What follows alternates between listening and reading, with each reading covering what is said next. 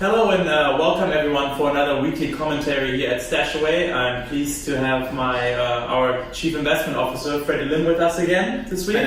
I know we are a day behind than usual, but it's a lot going on, right, over the last week, especially since we spoke. Yes. A lot of topics to cover actually this week.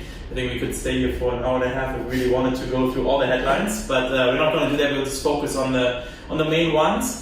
But before we do that, I just want to get you quickly up to speed on what's going on at StashAway Academy, where we give all these educational talks at StashAway, and for our customers and people who are interested in learning more about us. We're going to have now a weekly webinar where we actually introduce the app, we talk about the company, you can ask questions. It's in a webinar format, so you can do it from home. It's every Monday for Singapore. And then we are currently doing once a month for Malaysia. That will be next Tuesday. But then even for our Malaysian listeners, you can also sign up for the Singapore ones via our website. So everyone can go to www.stashaway.sg/academy, and you'll see those upcoming events and webinars there, and sign up for them and then join us there and ask any questions you might have.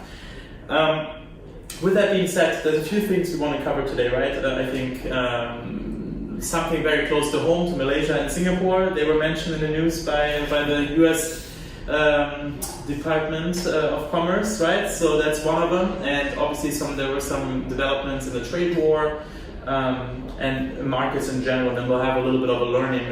One of the questions we get actually quite a bit that I would like to cover with you.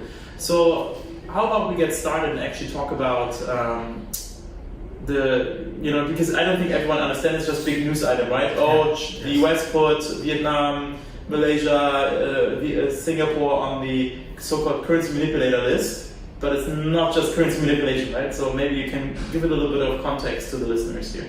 Yeah, so it was a Commerce Department that has this list, and the list has actually been quite lengthy. Yeah. It's included countries like Vietnam, Malaysia, Singapore as well, along with China. Now, fortunately, no one has been branded as currency manipulator, and most of these countries have good trade surpluses with the US, and hence they're on the list. Now, what it means is for markets or for investors is on our minds, would this be the prelude to a spiral of more trade fights between US and the rest of the world? That's really what is the important question here. Yeah. And it's our opinion, from a game theory perspective, that if you're escalating your fight with China, the biggest guy in the room, full on, it's unlikely that you want to fight with Japan, with EU, or with a bunch of other more friendly nations. Actually, allies, on the list, everyone. Yes. And what's interesting is that the polls have also shown that the stresses are starting to raise for Trump. Because, for example, it's by the Montemor University poll has shown that 62% of American adults surveyed do not believe that China is the one paying tariffs. Yeah. And there's a few other university surveys that say similar, and the questions were framed more in that do you believe the trade war is going to be bad for the economy, and 62%-ish amount of participants believe that it's bad.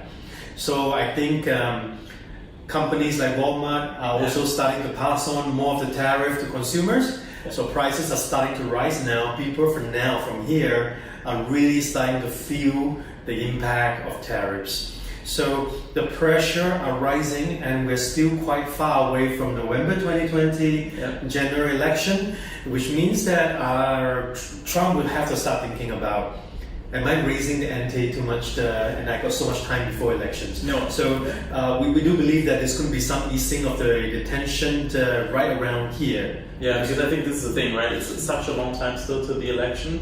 If this would build up and people are really feeling this in their daily paychecks, you have to understand for American consumers paying a lot more, their wages are not growing that much, right? So it's going to be a real problem for him if this prolongs, right? So I think, like you said, I think we're probably getting closer to the time that they might, start thinking about that, right? So markets have priced in a lot of negativities, reading between the lines, looking at this subtle development beyond the standard news headline of rare earth, China will away by not exporting rare earth anymore, and all sorts of headlines. Just moving beyond that, looking at what really matters for Trump. Yeah. You start to realize that the game theory approach may mean that the market has seen some of its worst impact. Yeah. Right? And things may actually surprise on the positive side from here.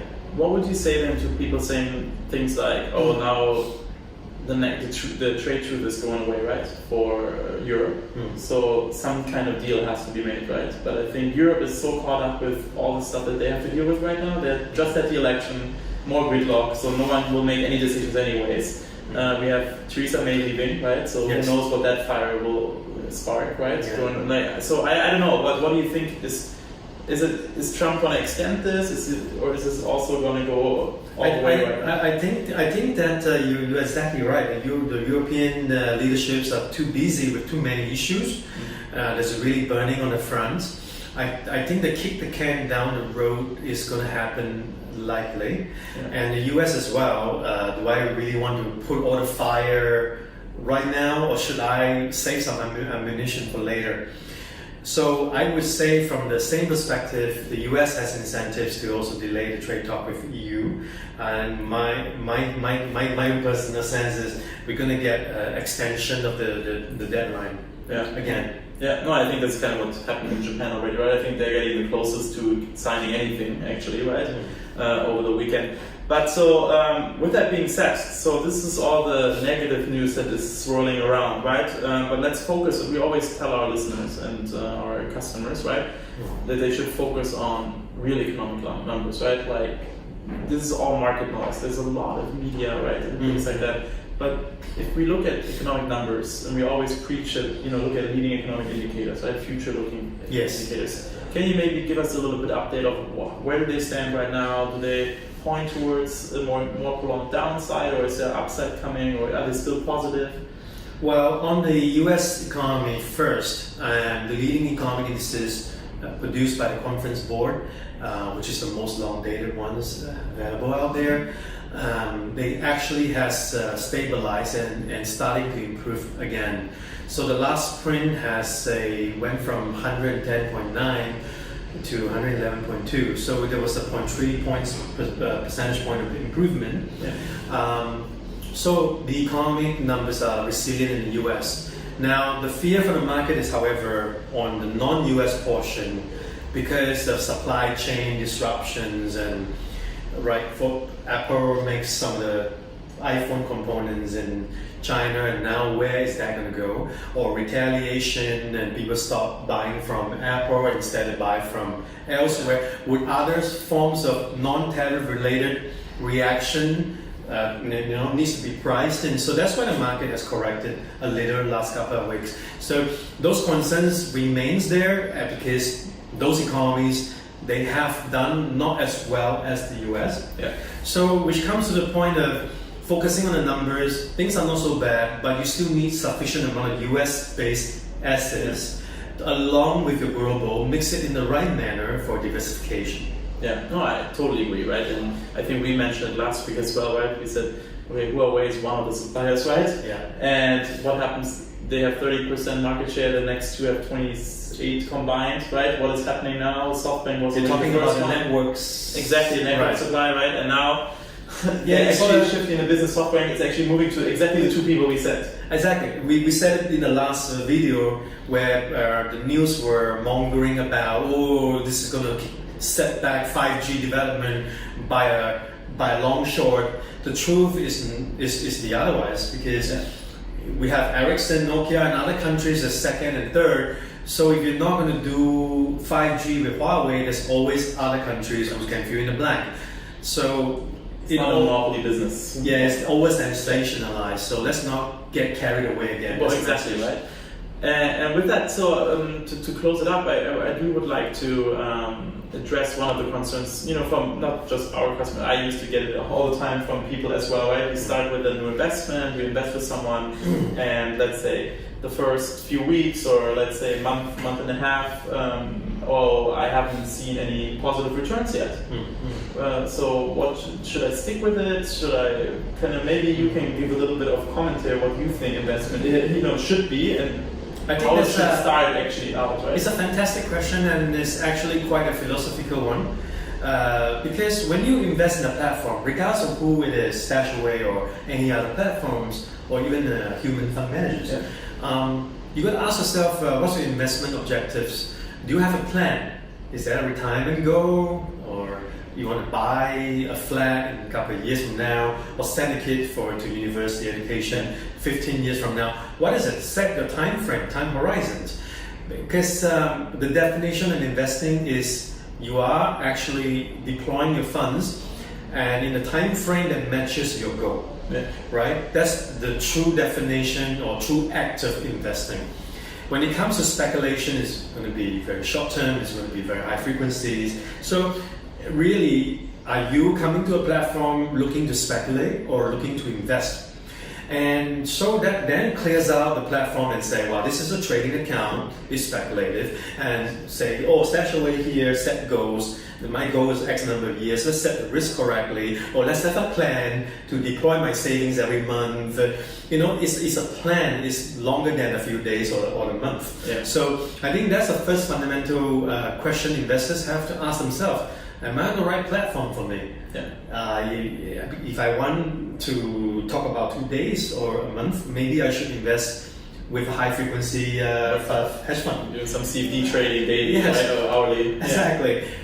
So I think that question comes probably because people have not set goals yet. I think that's one of the most important things, I think most underutilized ways of doing this. If you sit down with a financial planner in person, you will ask you about your goals. And then you build a portfolio around those goals, right? Dedicated to each goal. And I think we make it quite easy actually at StashAway on the platform to choose multiple goals. You can have as many as you want on the platform. I think on Monday when we do the weekly webinars now, where we actually walk you through the app and do these things, I think it's a very good way to ask questions on how to do that and how to set them up. But again, it's a very important one because if your goal is in 2 months or in 2 weeks' time, you should probably have it in cash, quite frankly. Right? Yes. So no, but that's the point, right? If you're looking for returns after 2 months and you need the money, then that's different, right? But if you are maybe negative and you need the money only in 4, 5, 6, 7 years, you should probably stay invested. Well, our experience as a platform so far has been nearly 2 years, and we've seen it again and again. People may not do well in the first few instances of investing, but people who actually plan and invest only their savings, not borrow money, and they stick true with the goals, by now they have been handsomely rewarded. It's I think in education with kids, there's also this finding that kids who value deferred gratification tends to do better in life later on than those who needed it now and couldn't. So I think the same applies here in investing. Deferred gratification is the reason you get returns in the long run. No, I think that's perfect anecdote to actually explain it in a good way. So again, thank you, Freddy. Thank you to all the listeners again today. If you have any questions, feel free to put them down below the video in the comment section. Alternatively, we are happy to answer any of your questions also by going to support@stashaway.com. So you send us an email. If you're already on the platform, you can also reach out to us by WhatsApp or by phone. Up to you. We will both see you next week, probably also after the holiday, the Wednesday holiday. So have a great weekend and hope to hear and see you again all soon. Bye bye.